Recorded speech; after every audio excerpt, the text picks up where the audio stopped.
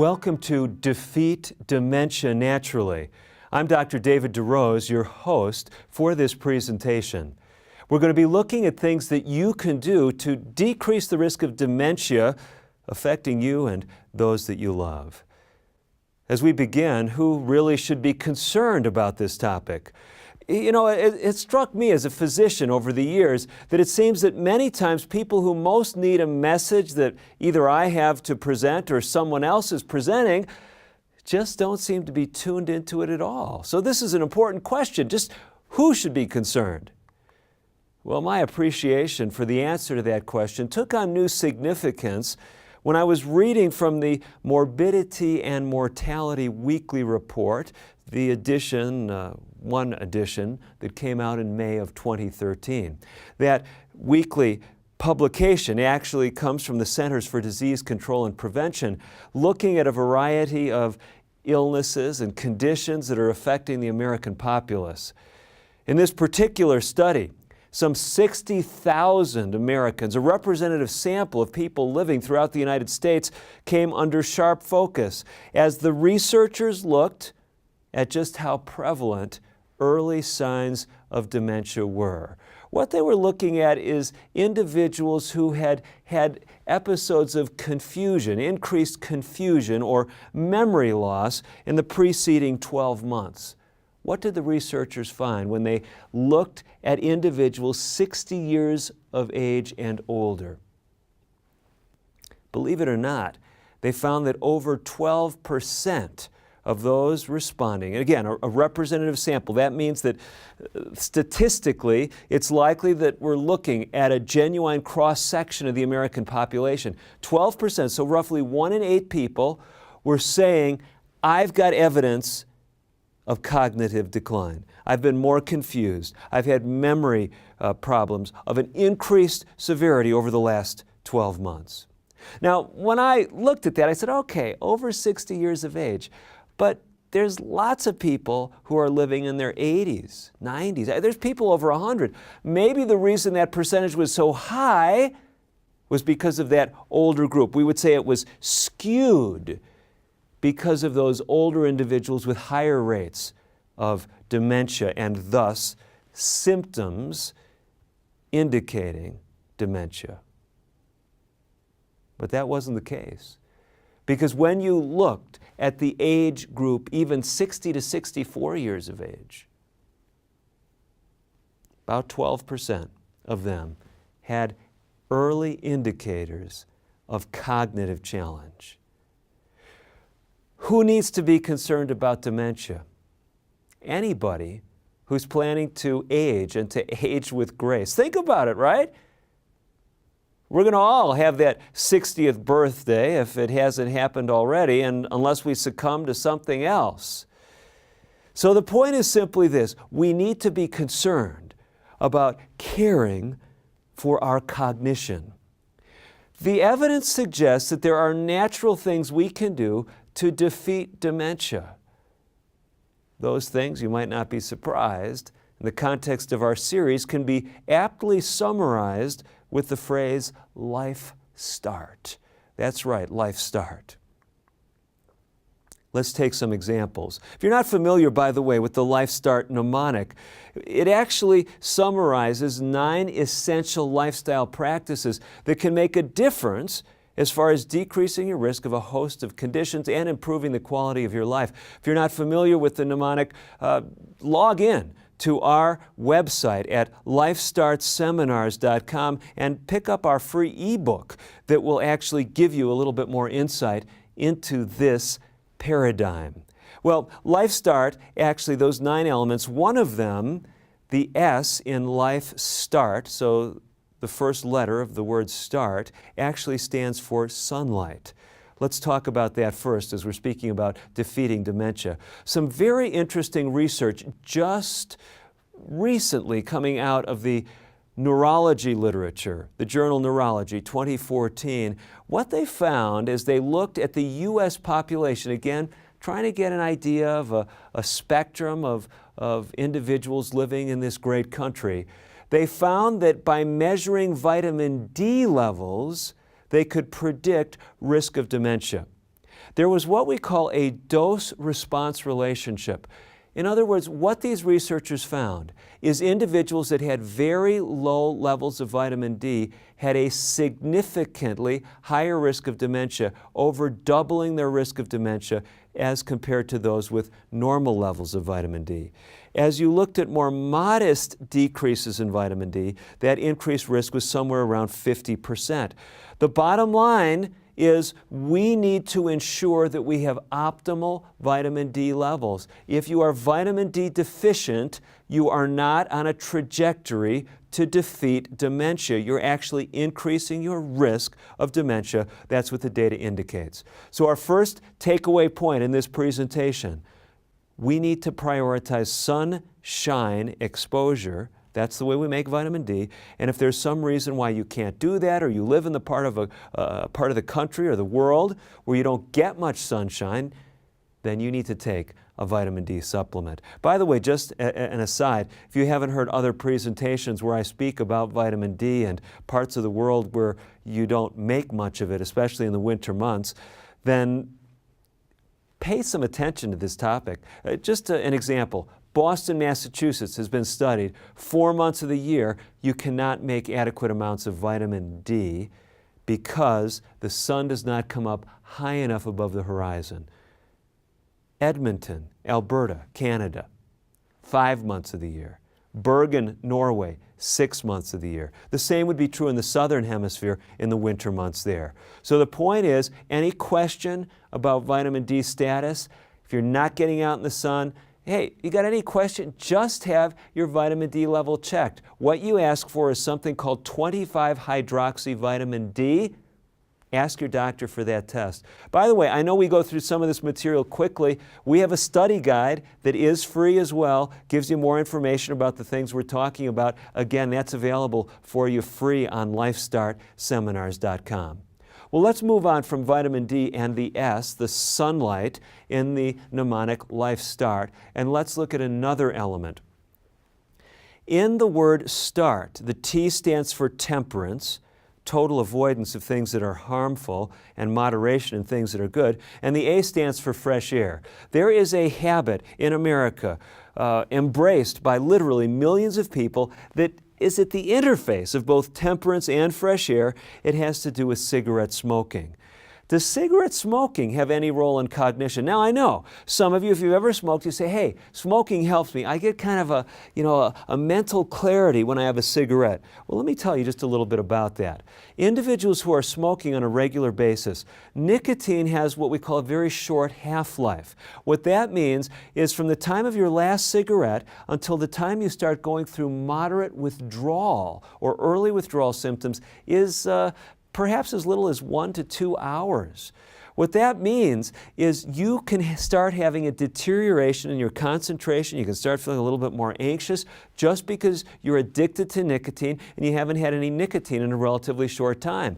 When you smoke, may help you calm down, may help you seem to think clearer, but it's not because smoking is a boon to cognitive health. The research actually indicates just the opposite. The message from the research is smoking is a risk factor for dementia. In 2007, Australian researchers did what we call a meta-analysis. They collected 19 prospective studies. That means studies that have looked at people over time.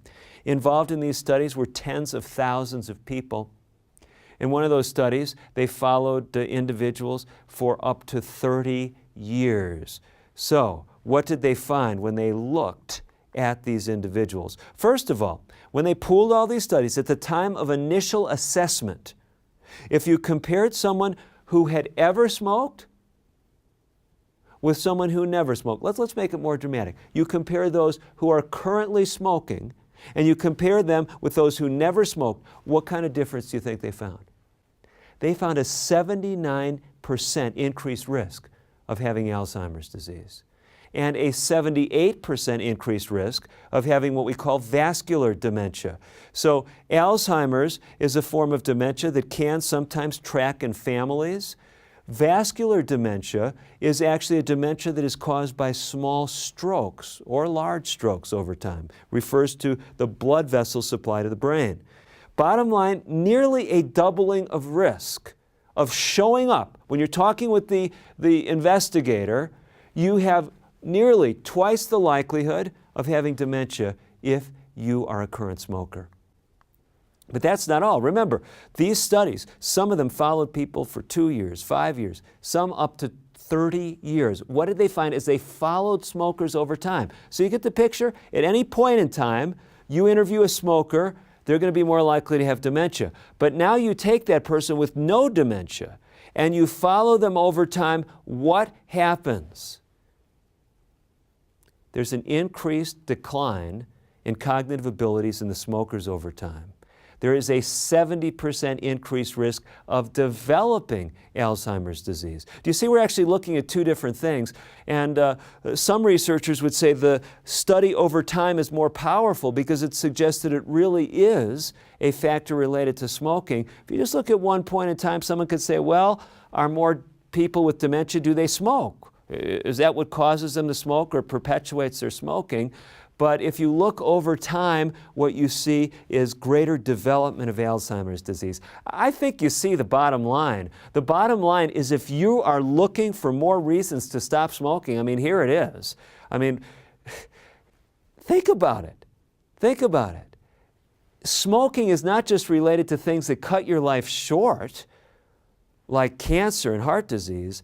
It also increases your risk of dementia. If you want to defeat dementia, the message is clear. Not only do you want to get adequate sunshine, not only do you want to ensure that you have good vitamin D levels, but you want to make sure that you get rid of that habit of cigarette smoking. We want to move now to the last element in the LifeStart paradigm, that element of trust. We often talk about trust in divine power, trust in a higher power, something beyond you. Very, very interesting. Many people say, well, you know, you kind of tack that one on. I'm not going to get too involved with that trust element. This is fascinating data, relatively recent data coming out looking at distrust. These researchers looked at something called cynical distrust. So it's the idea that no one cares about me. No one cares what happens to me. It's not safe to trust anyone. You get the picture? When they look at individuals that have that approach to living, they have a higher risk for dementia. Now you say, well, of course, they're more likely to have dementia. These people are probably depressed, they have mental illness. No, even when they try to explain it by depressive symptoms, that does not explain it. There is something about trusting other people that actually helps the brain. An interesting insight into this comes from research on a compound called oxytocin. That's right, oxytocin. Quite fascinating. Oxytocin has been known about for years because it's involved in maternal-infant relationships. But we now know that oxytocin is a trust hormone. That's right. Oxytocin is involved in trusting relationships.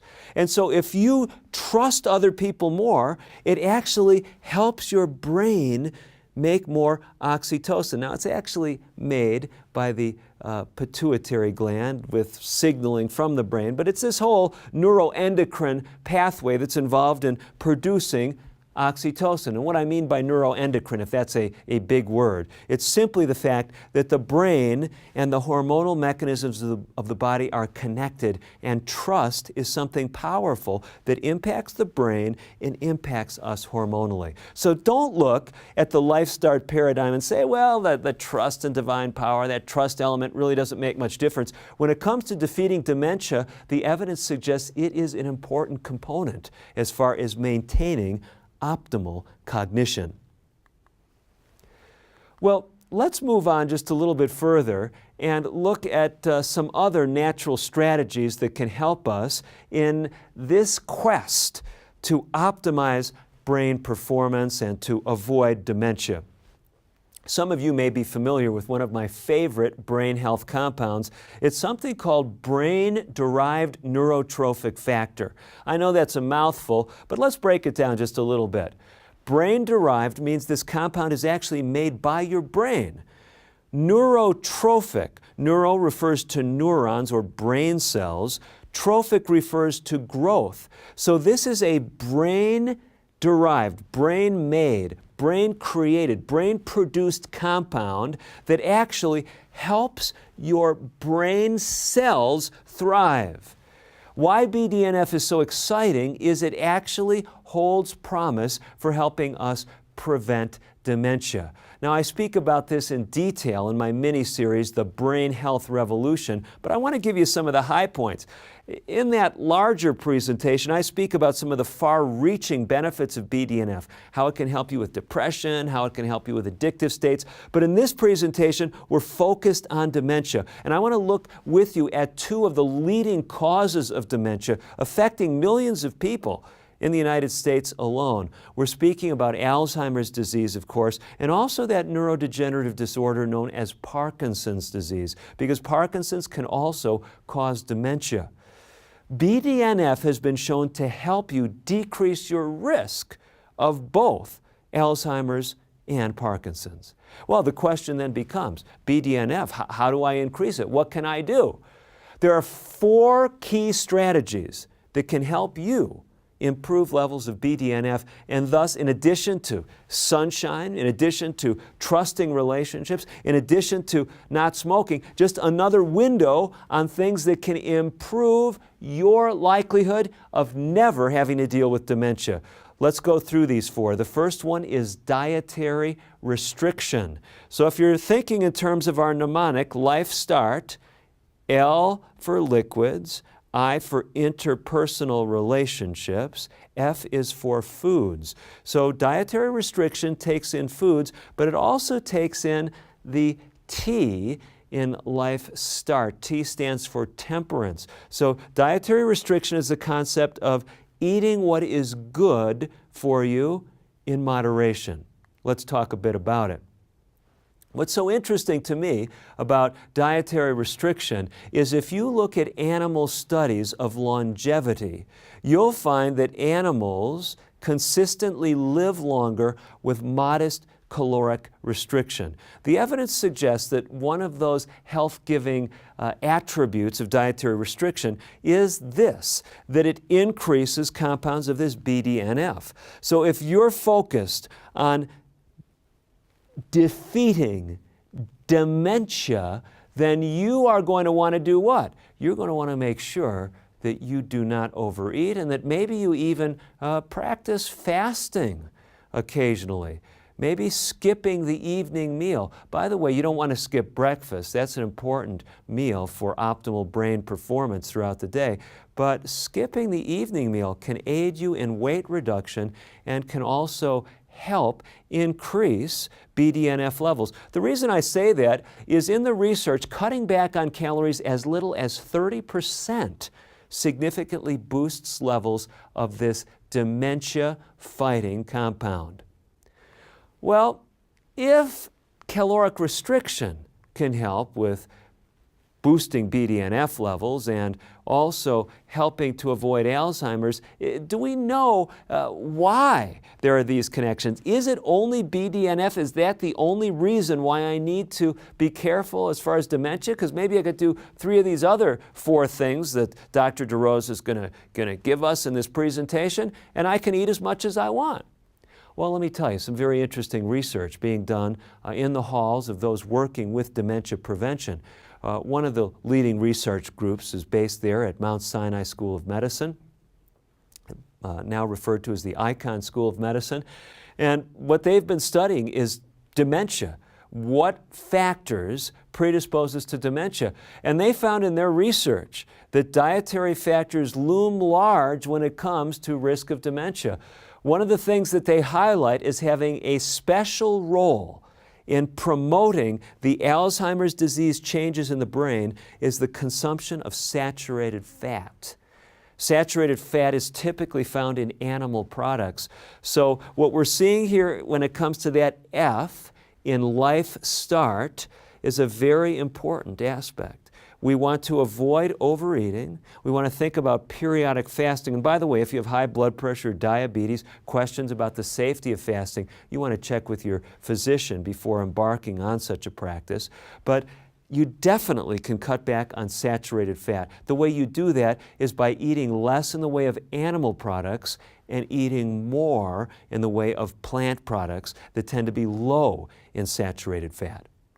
Well, let's hasten on and look at the 3 other areas that can help us in dealing with dementia by boosting levels of BDNF. So, one way we do it, we cut back on our caloric intake. What is the second area? The second area brings up another LifeStart element. It's the E in life, E standing for exercise. That's right. Regular physical exercise actually boosts levels of this brain protective compound. It has been shown in research in animal models. It's been shown in human studies that exercise can increase BDNF levels in the range of 30% after a single exercise session.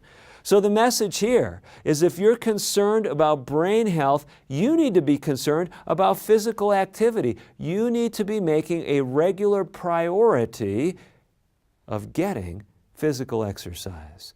How much exercise do you need? Well, it's true that the more moderate exercise you get, it seems the better you do in the department of BDNF. But having said that, even a little amount of exercise is better than none. Now let me tell you something else very interesting in this relationship between dementia, cognitive health, and exercise. They've noticed in animal models that if you get under more stress, stress depresses BDNF levels. Now, exercise helps to offset stress, so that's part of why this connection is coming in here. But listen very carefully. If the stress is persistent, not only does BDNF levels drop, but scientists have actually been able to measure atrophy or a wasting away of a critical brain region known as the hippocampus. The hippocampus is involved in memory. Think about it. What is one of the hallmarks of dementia? It's memory problems. So part of the strategy that we want to focus on is stress management, and one of the ways you manage your stress is by physical activity, whether it's running or walking, whether it's biking or swimming. Being more physically active can make a difference, not only in raising BDNF levels, but in diffusing stress, which is one of the keys that can help you defeat dementia. Well, we need to move on to the third element that can help you raise those levels of BDNF, that natural compound, brain-derived neurotrophic factor that can help you as far as fighting off 2 common sources of dementia, 2 common causes, namely Alzheimer's disease and Parkinson's. Well, that third element that we want to talk about is environmental enrichment or environmental stimulation. Now, this is easy to conceptualize if you're working with rats, because if rats are in their usual housing environment, you've maybe even had rodents as pets. I mean, I had them growing up, and they've got that water bottle that hangs on their cage, and they've got the little food dish, and they've got the wheel because the rat or the mouse or the hamster has got to be active, but it's really a pretty boring environment when you think about it. An environmentally enriched setting would be when you move that rat or that hamster into a more natural setting. You let it go in the yard. I mean, good luck, getting it back again. Or you put it in a box that's got all kinds of natural obstacles, and it can dig in there, not just, dig in the shavings, the cedar shavings that you got in the bottom of the cage. You get my point. It's now engaging with the environment at a much higher level. This environmental enrichment, whether we look at animal models or whether we look at human models of dementia, is very, very powerful. You say, well, what does that mean, Dr. DeRose? You want to stick me, move out of my house, live out in nature? Well, actually a camping trip may accomplish that. By the way, any change in setting is environmentally enriching. You get out of your routine. I know sometimes it's frustrating. It may be difficult. Maybe you're going to help on a project in a third world country. Maybe you're building something there. Maybe you don't have the modern conveniences. Or maybe you're at a 5-star hotel in a different place in the world or country. Any of these situations is environmentally enriching because it's challenging your brain to deal with different situations. Along these lines, education helps you lower your risk of Alzheimer's disease. Might I say it? That's why these LifeStart seminars are so powerful. Because just engaging on this level, just learning this material, just tapping into the website, getting the free resources, whether it's a free ebook or the study guides that go along with this, tapping into some of the other educational programs we have, all of these things can challenge the mind, can be environmentally enriching in that way, and can thus decrease your risk of dementia. Well, let's talk about the last area of BDNF increasing practices, and it's this. It's avoiding alcohol. Alcohol exposure imbalances the various nerve growth factors in the brain. It can raise them in some areas, lower them in other areas, such as in the hippocampus, that critical area for memory. I recommend, if you want to function optimally at a brain level, you want to take alcohol out of the program. Alcohol is a depressant, even in small amounts. It blunts the frontal lobe, so you lose some of your discriminating faculties when you're even under a small amount of alcohol influence. And remember, that connection with the hippocampus, you take alcohol in, the research indicates you will drop levels of BDNF in that important brain memory region. Hopefully, you've seen in this presentation how LifeStart is really telling us about 9 natural elements that can help you defeat dementia. We haven't looked at every one of them, but we saw how temperance, avoiding things like smoking and alcohol, eating in moderation can help with dementia. We saw how sunlight can boost levels of vitamin D and thus help you avoid things like Alzheimer's disease. We showed you how trust in divine power and trusting relationships with others can help you as far as brain health. And as we close, let me close on that note, because LifeStart is not just about educational materials, it's also about support. There are free coaching options where you can connect with other people by going to our website at lifestartseminars.com. So whether it's more educational material, whether it's connecting with other people, whether it's just making a point to exercise, to be temperate in your eating, to avoid harmful substances, you can defeat dementia. I'm Dr. David DeRose for LifeStart Seminars.